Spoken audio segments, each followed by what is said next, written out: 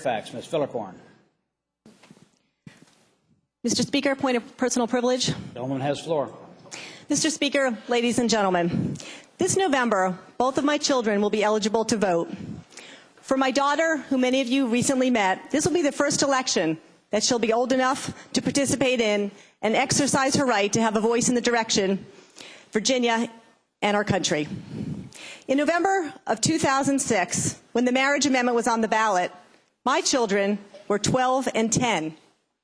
Do you realize there are even 25-year-olds that were not old enough to participate in the election in 2006, the one we keep referencing here on the floor? In fact, there's a growing generation that was not old enough to lend their voice to the 2006 amendment.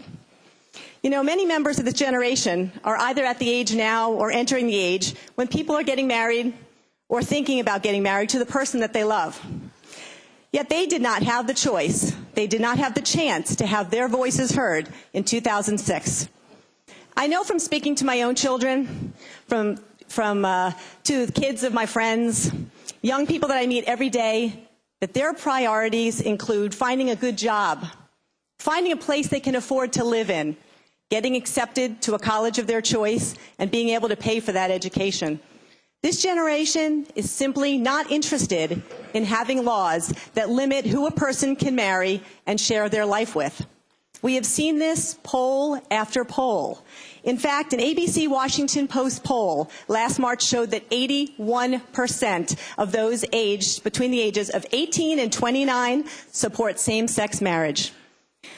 So, Mr. Speaker and ladies and gentlemen of the House, as this debate goes on and references continue to be made with regard to the 2006 amendment, as we heard again this morning, it's important that we remember and listen to this group of individuals whose voices were never heard in 2006, however, whose lives and choices are affected today and now.